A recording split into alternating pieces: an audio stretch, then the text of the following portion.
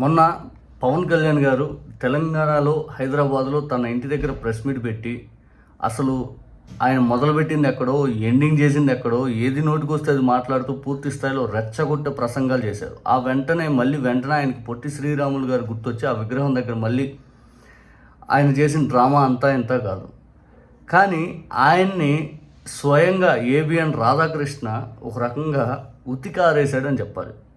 ఎందుకు ఈ మాట అంటున్నానంటే, ఈ మధ్య పవన్ కళ్యాణ్ గారు ఒక స్టేట్మెంట్ ఇచ్చారు.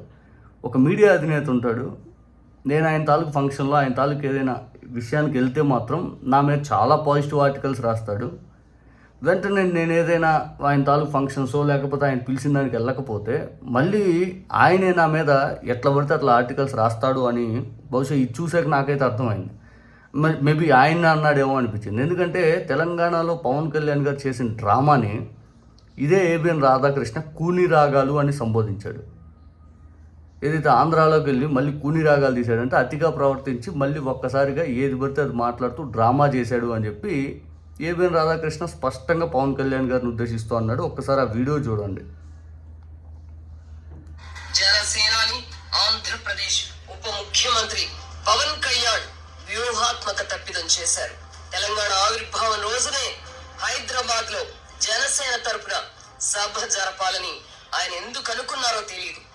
తెలంగాణ రాజకీయాల్లోకి కొత్తగా ప్రవేశించబోతున్నట్టుగా నాగేశ్వర్తో వివాదం తర్వాత జనసేనాని పవన్ కళ్యాణ్ ఎందుకు మాట్లాడారో తెలియదు.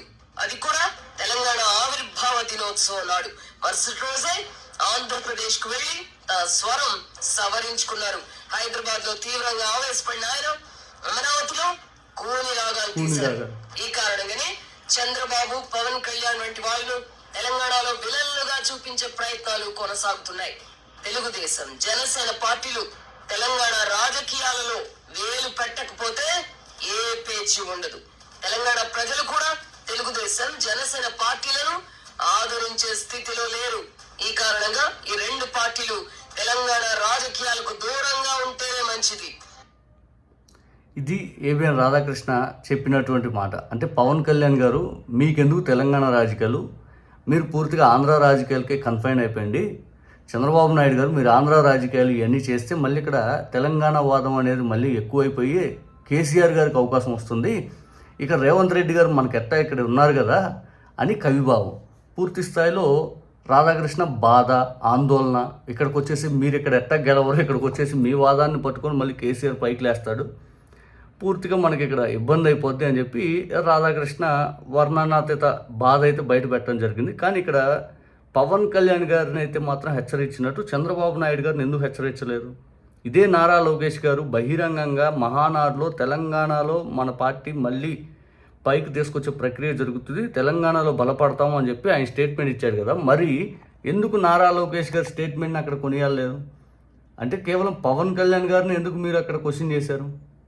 ఎట్ ద సేమ్ టైం ఇద్దరు, నారా లోకేష్ గారు అన్న ఒక 3-4 రోజులకే కదా పవన్ కళ్యాణ్ గారు మేము ఇక్కడ ఉంటాం, తెలంగాణలో మా పార్టీ ఉంటుంది, పోటీ చేస్తామని చెప్పిన. ఆల్రెడీ ఆయన పోటీ చేసాడు అనుకోండి. ఆ నారా లోకేష్ గారిని ఎందుకు మీరు టచ్ చేసి మాట్లాడలేదు? ఎందుకు మాట్లాడలేదు? పవన్ కళ్యాణ్ గారిని ఎందుకు మీరు టార్గెట్ చేసుకుంటూ మాట్లాడారు? పూర్తిగా ఏంటంటే మీరు పవన్ కళ్యాణ్ గారు ఎంతసేపు మీ లైన్ దాటి ఒక్క మాట మాట్లాడినా కూడా మీరు ఆయన్ని పూర్తి స్థాయిలో కంట్రోల్లో పెట్టే ప్రక్రియలాగా సాగుతూ ఉంది. మీరు ఆయన మీకంతే పూర్తి స్థాయిలో ఒక రకంగా కింద మీద పడిన మీకోసం పనిచేస్తూ ఉన్నాడు. పూర్తిగా ప్రజల కోసం కంటే పక్కదో బట్టి చేసి పూర్తిగా ఆయనకంటే ఒక దారి తీరు ఏమీ లేకుండా ఆయన చేసుకున్నాడు. మీరు దాన్ని ఇంకా ఎక్కువ చేస్తూ ఉన్నారు.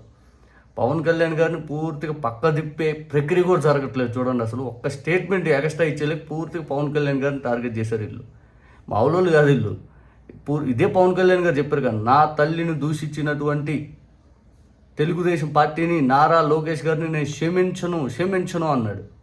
ఏమైంది? మళ్ళీ అదే నారా లోకేష్ గారికి ముఖ్యమంత్రి అవడానికి దారి లైన్ క్లియర్ చేస్తూ ఉన్నాడు.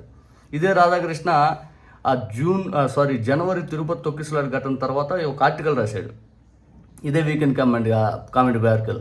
పవన్ కళ్యాణ్ పెరిగితే నారా లోకేష్ గారు తగ్గిపోతాడు, పవన్ కళ్యాణ్ గారిని ఎక్కువ తిప్పొద్దు, ఎక్కువ ఆయన నారా లోకేష్ కనపడ్డు, పవన్ కళ్యాణ్ ముందు 5 అని చెప్పి ఇదే ఆర్టికల్ రాస్తే ఆ తర్వాత పవన్ కళ్యాణ్ గారు క్రమేణ తగ్గిపోతూ ఉన్నాడు.